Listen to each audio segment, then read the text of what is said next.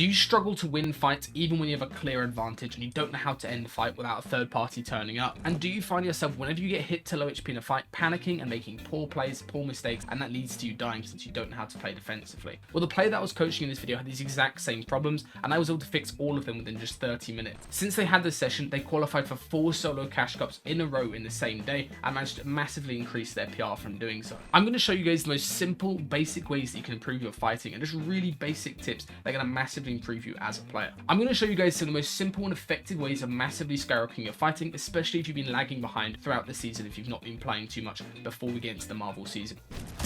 Got caught out there. You got to be careful when you're sort of transitioning around boxes. I mean, it's kind of just the gatekeeper as well, but when you're transitioning around like that close to the walls, it's quite easy to get caught out, you know?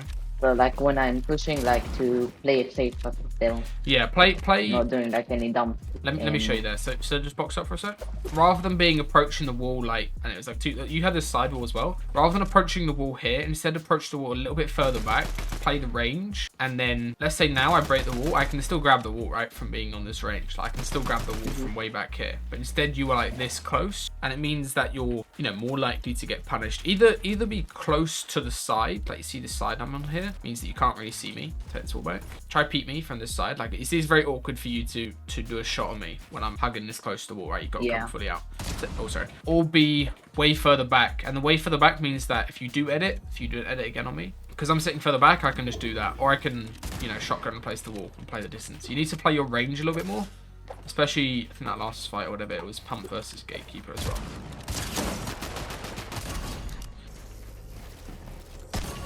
So you see there just quickly, what I did was I played a bit faster, but I played good angles. I was playing fast. You did a nice peek on me from above, but in that peek, I think it was like a floor peek from above or something, right? In that peek, yeah, you hit me nicely, but like what you should do on those peeks is rather than just walking into it a lot of times, you should like jump into it, give yourself a bit of a boost sometimes, and you give yourself a better angle as well potentially.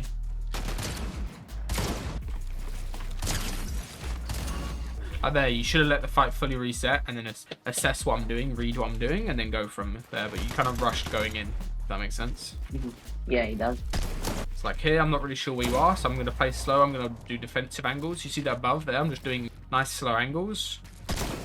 Bait pickaxe swing, and then now I've got advantage. So now I'm going to turn up the tempo somewhat. You know what tempo is in a fight, right? Yeah, like the amount of the pressure, like basically how quick I'm going. So now I've got a good HP advantage here. I can just sort of get in box and not really risk too much. And then I can just keep playing fast. And there, when somebody's playing fast on you, because this is something you struggle with a little bit from your replays, when somebody's playing fast on you, you need to make sure that you slow down how they're playing. Like look for counter shots. Don't just keep making space, keep letting them chase you and keep letting them jump in. You need to look for like good counter peeks and good counter shots. You almost did there, but you rushed the counter shot, which means that when you rush, you kind of give favor to the guy who's also rushing because they're just running in sort of thing.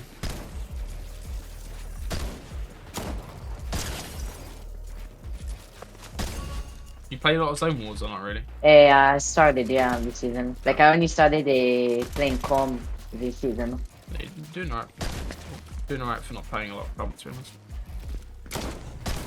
Alright, pressure me now. So now the fight. Actually here you don't actually need to pressure if you don't need to. Like you can just reset, heal up. Don't be afraid to just let a fight reset and then let's say this is an in-game example, like we're in an in-game fight. Here you can decide, do I want to, disengage? Do I want to just play slow, sit in my box, wait for them? Do I want to let them disengage? There's a lot of things you can do right here rather than just, getting straight on the wall as well. Again, you're just doing a lot of tight right. And one thing as well, when you're playing the same sort of style, you get read out a lot. And to be honest, your like style of fighting is quite common, if that makes sense. Like doing a lot of top right and peaks, playing those long angles and stuff. That a lot of good players in game will learn how to counter this style because it's kind of common. Not saying it's a bad style, it's just a very common style, so you're gonna get read a lot easier. Like to have more mix, like to have more things I can use. And more sort of tricks. Like you see the way I'm fighting. I'm doing like a bunch of just random stuff that not many people do because I learn like a lot of different techniques and stuff because I kind of need to, But again, you're just doing those same sort of angles. It's gonna take a while to get it out your muscle memory, but okay. Now don't be afraid to just play reset here. Gun this too.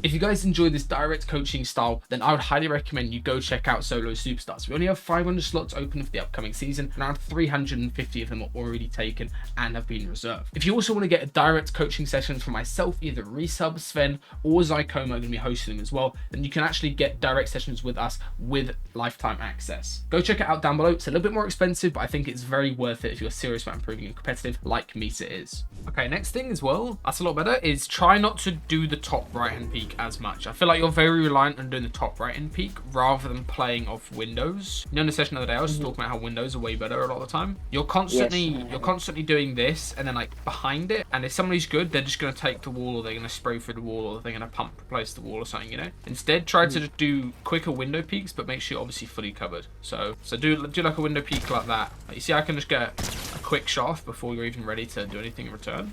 I'm not gonna try to hold a wall against you. I'm like 50, 40 things.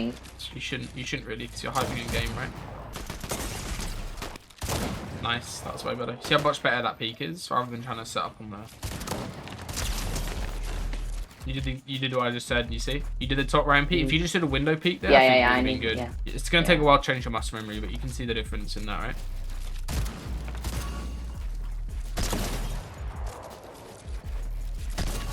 Okay, first things first is your movement, and the way you sort of approach a lot of angles and stuff leaves you very exposed. Like, you do a lot of plays where you're just very open. You need to basically just learn to use your peaks more. Like, earlier you're doing a peak from up here, instead of just doing that or something, instead you did like this and you just full sprayed and stuff. There's a lot of cases like that where you're just way too exposed, if that makes sense. And it means that you're just constantly doing, even if you do a good peak, so a couple times you do good peaks, it's just you're way too exposed, you know, straight after the peak or something like that, you know. So in these next fights, I'll need to focus on playing a little bit slower and then just trying to make sure you're fully protected whenever you're doing peak.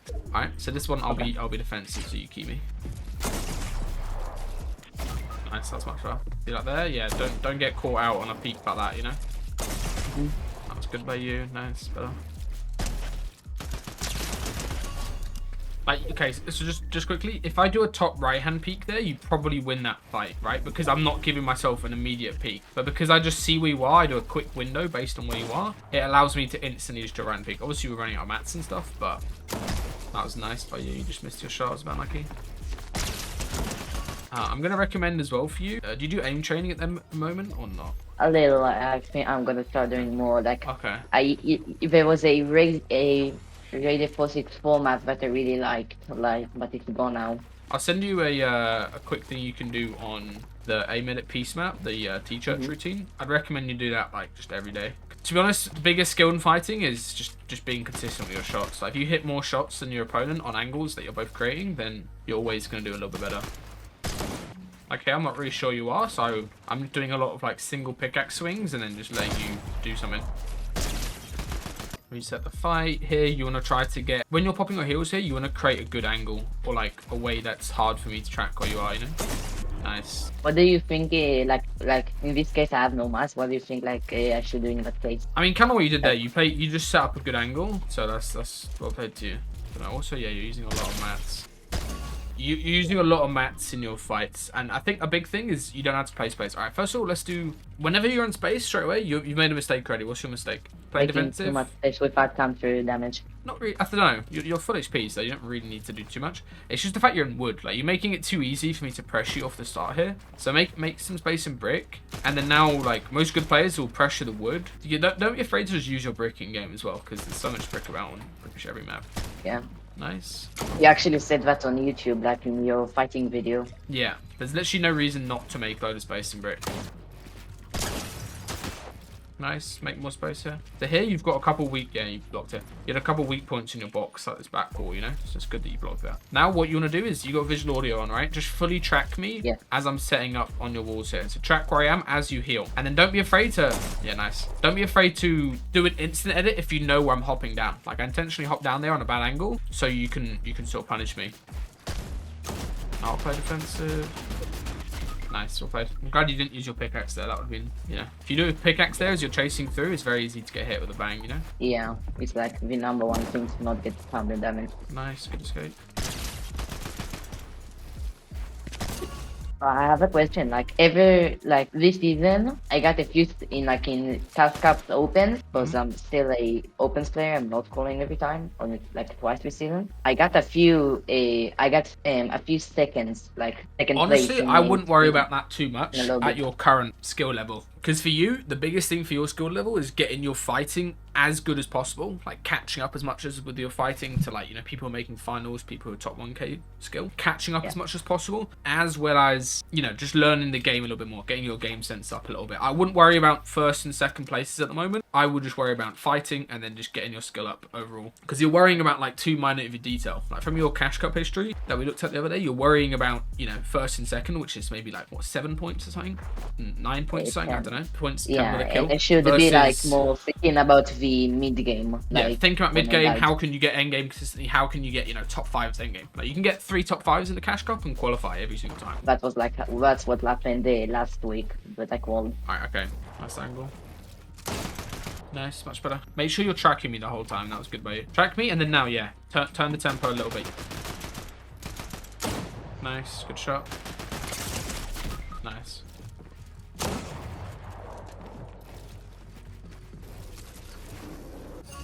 Lucky. Oh, next slide. There, to be honest, there you need to get heals off straight away. Like when you get hit in that advantage fights, you get hit 75 off bat. You need to just get your heals off straight away, and then you know look counter damage. You've got enough time. You need to use the visual sound effects as well as what you see and hear to figure out, can I get like, you know, a mini off? Can I get a big off or a part of a big? Can I get a cola off or something? You know, just little things like that that are gonna help you, you know, not do peaks where you get put in a bad situation or something. Don't rush a peak. Like that was good patience by you. If I'm doing some like weird stuff from above and I'm playing super patient, don't rush into doing some type of counter peak just because, you know, I'm using a lot of mats here as well, so I'm not going to continue this fight in the in-game situation a lot of them. Nice, good shot. Now aggress me if you want.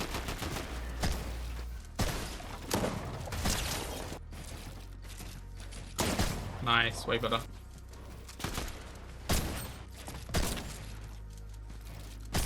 Unlucky. To be honest, alright, let me just explain one thing quickly. There, you probably need to go up. Rather than running back and forth through your space, if you go up, right, let me just show you quickly. If you go up, let's say here, I've made a load of space on low ground. As soon as you lose like a couple edits on this layer, let's say you've grabbed this edit or you've grabbed, you know, this double edit or something. As soon as I've lost that space right there, what I would want to do is go up and then go up like diagonally, like this. Go up diagonally like that, make space here, and then now start pressuring me and grabbing stuff. But now you're pressuring me and grabbing stuff, what I can do is just go down, and I've suddenly got like a whole load more boxes here, and then I can also go up again. There's just, when you go up a layer, there's so much more options that you have, because you can instantly go down. Like even if somebody grabs, you know, your centerpiece, your stair, your wall, you can just instantly get out the box and just have a get out of jail free card, which is really OP. So don't just make space horizontally. That was good box fighting you that last time. That was way better.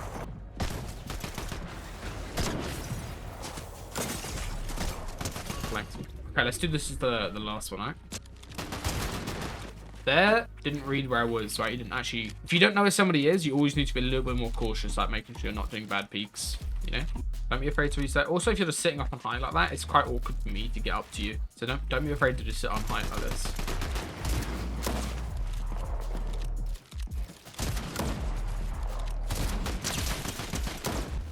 Don't be afraid to go down here. Nice shot. Yeah, don't be afraid to go down, reset the fight. This counts as the one-on-one session, right? Yeah. Like I don't really need to think too much about my gameplay in tournaments until I fix my fighting. Yeah, fighting and then getting your general skill up enough to, like, you know, get consistent end games and stuff is the most important thing. And then once you're in that point, you know, your spawn's good, your fighting's good.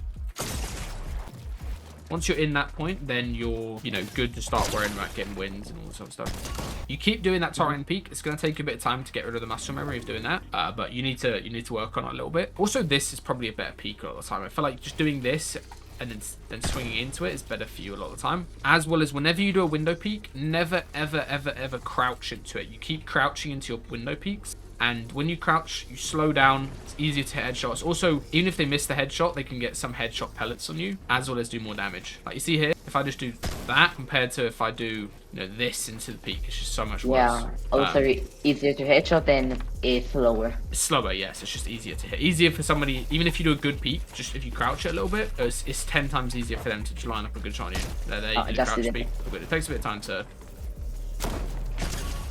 All right. Okay. All right. Let's call it there. Okay, thank you. All good.